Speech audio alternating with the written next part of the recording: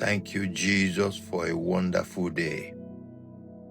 May your days be blessed with the abundance of peace and joy.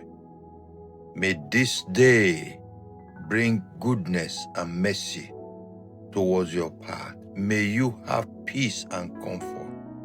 May you have progress and success in everything you decide to do. May the Lord accompany you with His power, His wisdom, and His favor in every exploit you do today. May your path be bright. May you be illuminated with the light of heaven. And may God Almighty prosper your path and give you entrance into higher grounds of accomplishment. In Jesus' mighty name.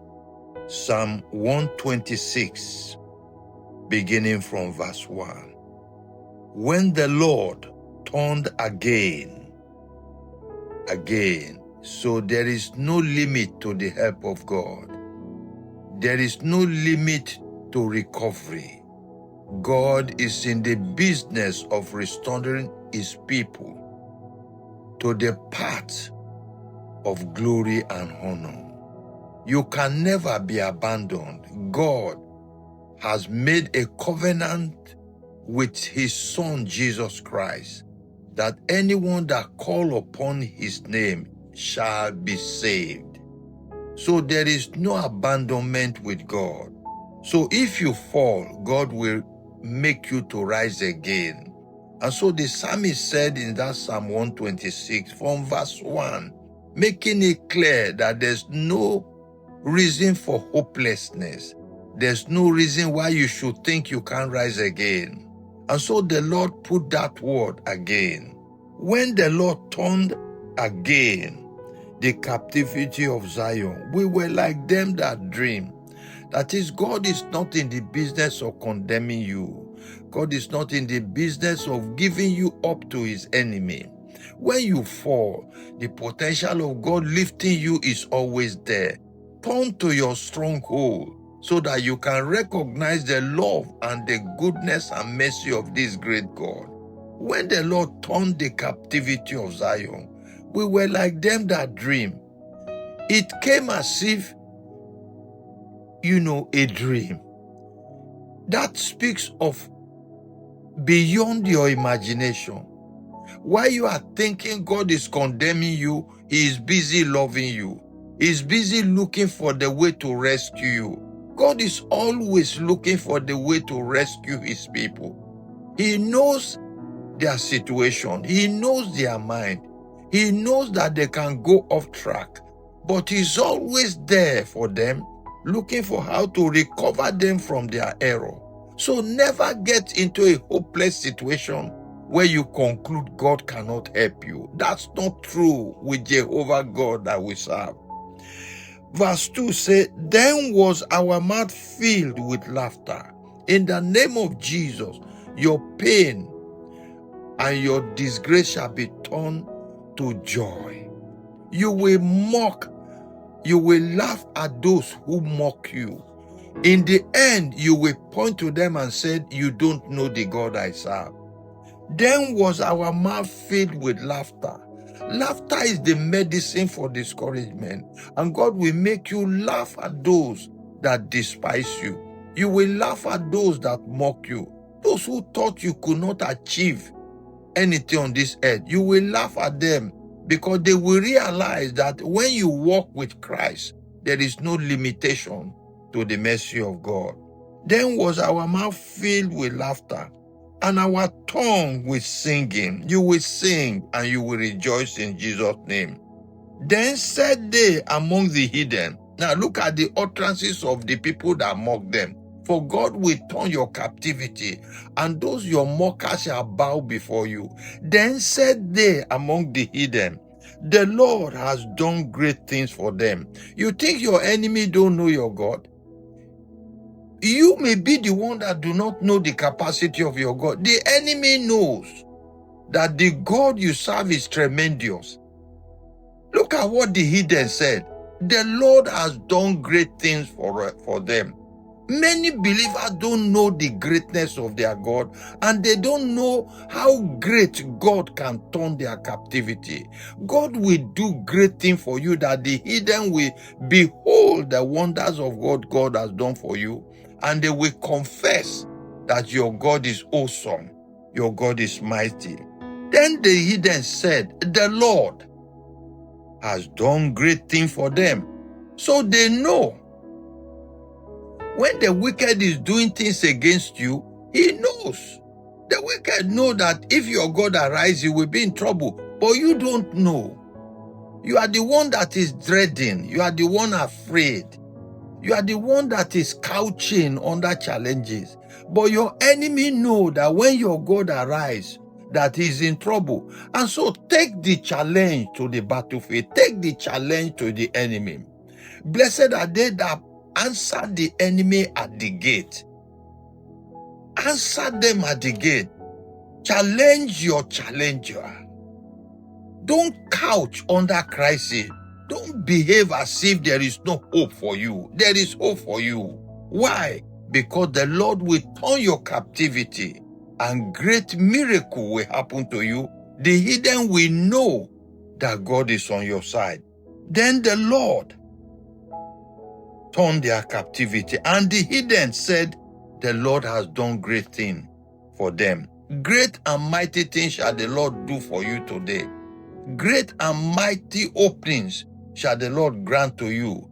Great and merciful favor will come to your path. You and your seed will be covered and prospered in Jesus' mighty name. Now, verse 3 said, the Lord has done great things for us. I pray you will realize that God has given unto us all things that pertains to life and godliness. The Lord has done great things for us, whereof we are glad. May that gladness never cease from your tabernacle. Knowledge will make you glad. Understanding what Christ did on the cross will make you glad. Knowing that the devil has been permanently defeated will make you glad. You will rejoice, you will not be sorrowful. And I pray down the knowledge of God, the understanding, the wisdom of God to be upon you, to realize the tremendous gift of God that God has given to you. You are in charge. The earth belongs to you. God has given it to you. Most of your dreams shall come true, for the Lord will give you the desires of your heart. You will not be mocked, you will not fall, and the enemy will not trample on you in Jesus' mighty name. Then verse 4, he came and said, turn our captivity, O Lord, as the streams in the south. The season of your turnaround has come. So any captivity or any challenges you are facing that has stopped you where you are, and you've been praying that God should give you victory over it, receive that victory today in the name of Jesus. Receive the power to surmount the mountains that is in front of you. The Lord said to Zerubbabel, what is this mountain before you? Before Zerubbabel, because God is with Zerubbabel, so those mountains must become plain. And he said they will become plain. And not only will they become plain, you will bring the headstone thereof. The king of the oppressor you will destroy. You will destroy. And so I pray today that the Lord God, Jehovah Elohim, the Father of our Lord and Savior Jesus Christ, will turn your captivity like the streams in the south. Everything will turn around for you, and the glory of the Lord shall bring joy back to your tabernacle, shall bring victory back to your tabernacle, shall bring success back to your tabernacle, shall bring progress back to your tabernacle in the mighty name of Jesus. And then verse 5 goes on to say, they that sow in tears shall reap in joy. In the name of Jesus, your seed shall not be forgotten. Your seed shall not perish in the earth. You will have reward for your seed. Not only money is seed. Faith is a seed. Knowledge is a seed. Joyfulness is a seed. Whatever you plant into the kingdom, God will reward you for it. Evangelism is a seed. Soul winning is a seed. These are things you do to attract the blessings of God to your tabernacle. And so you are sowing them in tears. You are sowing them with pain. But those pains shall be turned to joy for you in Jesus' mighty name. Your sacrifices for the kingdom shall not go unrewarded. That's what that verse is saying. Then the last verse said, he that goeth forth and weepeth. That is, progress is not easy. Trying to go through the path of life is not easy. But God is with you, and so your path will be made easy. He that goeth forth weeping. That act of weeping means bearing pain and going through endurance. The Bible says you will come back, shall doubtless come back with rejoicing. That is, all these experiences of pain and difficulties you have gone through, they have all been written in the annals of God as a reward, to give you reward for your labor, to give you victory for all the crises you have been through, to give you joy in the place of sorrow. The things you have sacrificed for righteousness, God will reward you for them. The things you have let go in order to keep the integrity of God, God will reward you for those sacrifices. You will doubtless return. It without doubt, you are going to return with singing, bringing the proof. That gives me the proof of God's faithfulness. You will come and people will see the proof of God's faithfulness with you in the mighty name of Jesus. I pray today that God Almighty will turn every captivity you are going through and give you resounding victory in Jesus' mighty name. Let me leave you with this wonderful prophecy in Isaiah 51 verse 22. Thus says the Lord, and thy God, that pleaded the cause of his people. Behold, I have taken out of your hand the cup of trembling, the cup of fear, the cup of worry. God has taken it out of your hand. Even the drag of the cup of his fury. Don't think that you are condemned because you fell. Rise up again.